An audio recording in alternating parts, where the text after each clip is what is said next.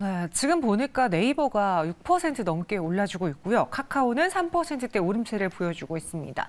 사실 어떻게 보면은 뭐 이거 가지고야 라고 할 수 있지만 이만의 상승도 얼마나 기다렸겠습니까? 주주분들이요. 네이버, 카카오, 통상 네카오라고 불리는 이 종목들의 오늘장 반등 단순히 그냥 시장이 올라서 같이 오르는 건지 이유가 있는 건지 알아보도록 하죠. 교보증권 스마트영업부 사용관 차장과 함께하겠습니다. 어서 오세요. 네, 안녕하세요. 네, 안녕하십니까? 네. 사실 네이버 카카오로 십몇 분의 그 시간을 다 때우기가 좀 힘들지 않을까요? 하려면 할 수는 있죠. 네. 중복되는 내용들이 많을 네네. 거예요. 왜냐하면 비슷한 사업을 영위하고 있고 맞아요. 최근에 주가 분위기도 비슷했고 제 이야기 좀 들어주시겠어요? 네네. 말씀하시죠. 다 듣고 있습니다. 네. 네. 이 네이버 카카오가 오늘장 반등이 나오고 있는데 뭐 이유가 있습니까? 아니면 오늘 뭐 시장 덕분입니까? 글쎄요. 시장이 전체가 또 좋다라고 하기에는 약간 좀 수급적인 부분들이 물론 이제 전기전자 쪽으로 강하게 들어오면서 외국인들의 매수가 최근에 삼성전자나 하이닉스 수급 동향 열어놓고 보시면은 항상 제가 말씀드린 약간의 연속성이 조금 확인이 어느 정도는 되고 있어요. 그러면서 오늘까지도 2,800억의 전기전자 매수가 들어오고 있는데 그중에서 또 순환매가 급격하게 도는 것들이 있어요.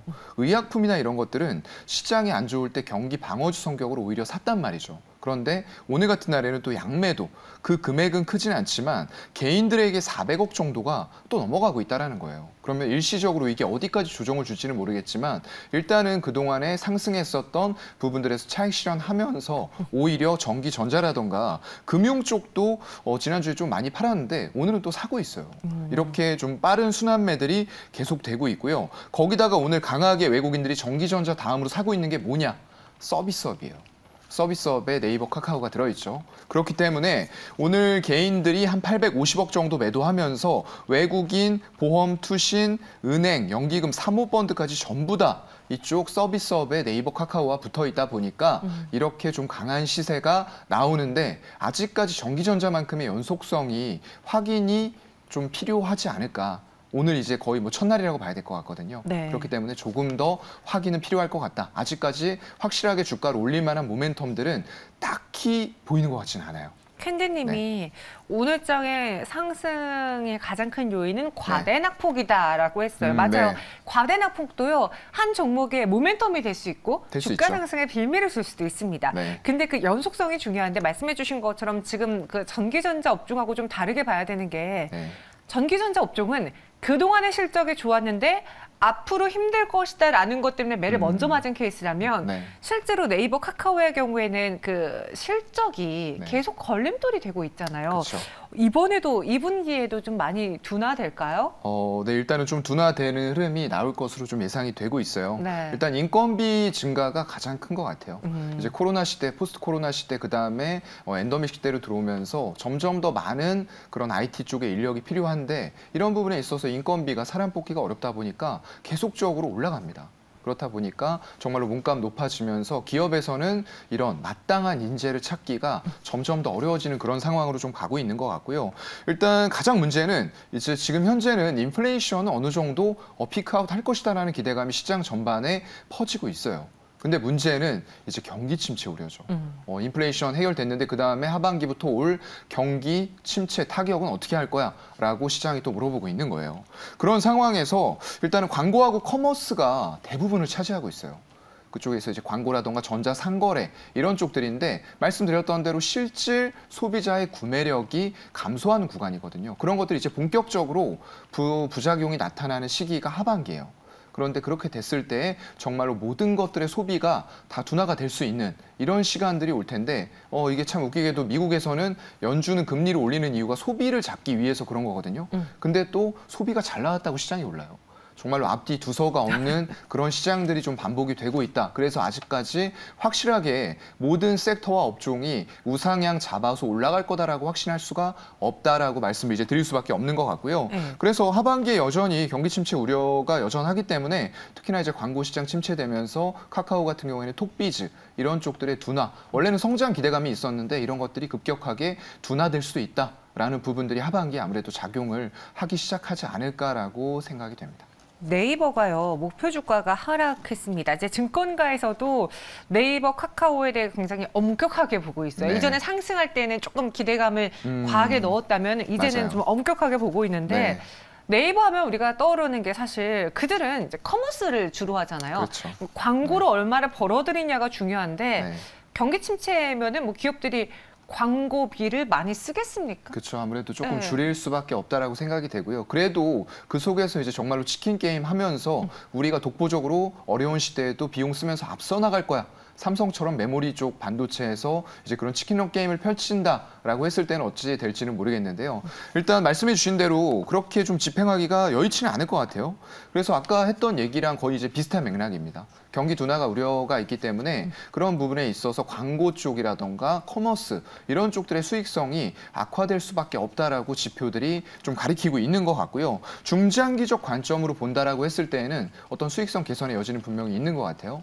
아직까지 이제 경기 침체 우려가 완벽하게 현실화가 된 건 아니기 때문에 인플레이션 잘 해결되면서 경기 침체 우려가 어느 정도 덜어진다라고 했을 때에는 다시 한번 우리 경제가 좀 살아나면서 어떤 유동성들을 급격하게 또 공급할 수 있는 그런 시기들이 왔을 때 다시 한번 죽었던 소비들이라던가 이런 부분들 진작시키면서 갈 수도 있는 부분들이에요. 그렇다고 하면은 이제 갑작스럽게 증가하는 수요에 대비하기 위해서 기업 입장에서는 광고를 집행을 할 수밖에 없다라는 거죠. 그래서 그런 부분으로 봤을 때 약간 중장기적인 관점에 있어서는 비용의 어떤 통제라던가 효율화 이런 식의 방점을 좀 찍으면서 갈 수도 있다. 하지만 지금 당장 하반기 이렇게 봤을 때에는 약간 환경은 좀 우호적이지 않다, 부정적이다라고 말씀을 드릴 수밖에 없을 것 같아요. 네, 지금 네이버, 카카오 싸다면 사시겠습니까? 라는 질문에 네.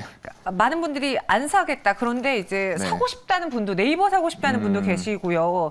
카카오의 경우에는 좀 이게 뭐 기댈 구석인가 아니면 오히려 악재인가? 상장할 기업들이 좀 많이 남았잖아요. 맞아요. 네. 그리고 자회사들이 많아요. 이번에 뭐 카카오 모빌리티의 보유지분 매각 승부수 던졌다고 하는데 네. 카카오들은 이런 자회사를 갖고 있는 게 네. 득이에요? 약간 지금으로는 도구로 봐야죠. 아. 득보다는 좀 도구로 봐야 될 것 같아요. 아무래도 이번에 이제 카카오 모빌리티 떼어내서 이제 매각한다라는 부분들도 카카오에서 모빌리티가 굉장히 적은 비중이 아닙니다. 이거 굉장히 좀 핵심 플랫폼이라고 봐야 될 것 같은데요. 이용자가 3,100만 명이에요. 그래서 카카오 이제 택시 호출 중개 시장으로 보면은 점유율이 무려 80%예요. 이걸 기반으로 해서 무수하게 많은 것들을 해나갈 수 있음에도 불구하고 왜 매각을 하려고 하느냐, 이제 그게 중요한 거겠죠. 그동안에 이제 계속 얘기가 나왔었던 골목 상권의 침해 논란 부분들, 거기다 더불어서 전 계열사가 이제 주가가 하락이 됐었죠. 어떤 경영진의 좀 이슈 이런 것들 때문에 주가 하락도 됐었고요. 구글하고도 또 대립을 하고 있어요. 인앱 결제 이런 부분들 때문에. 그렇다 보니까 여러 가지 악재들이 지금과 같은 상황 속에서 빠르게 해결될 기미들이 안 보인다라는 거죠. 그렇다 보니까 카카오에서는 이걸 매각해서 어떤 승부수나 이런 부분들을 보려는 게 아닌 것 같고 아예 사업 구조를 바꾸려고 그러나? 이런 생각들도 좀 들게 만들거든요. 그래서 현재로서는 이런 부분들, 상장이 많이 돼 있는 부분이라던가 핵심 계열사들을 매각 결정까지 했다라는 부분들은 뭔가 좀 큰 변동 시기에 와 있다라는 부분이기 때문에 조금 현재 시장 상황으로 비추어 봤을 때에는 득보다는 좀 독이 되지 않을까 싶습니다.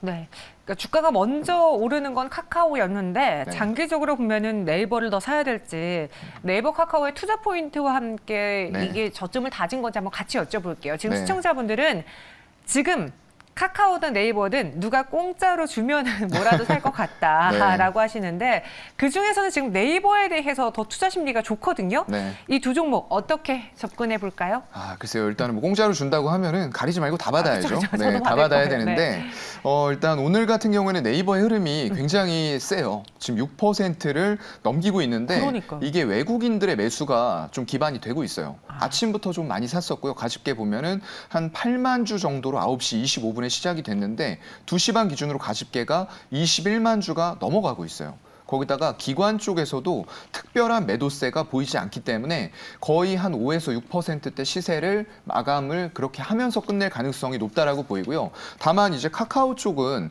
오늘 들어온 거 보면은 아침에 수급들이 그렇게 강하진 않았어요. 외국인들이 일단은 네이버 대비해서는 그렇게 좀 강하게 사지 않았다.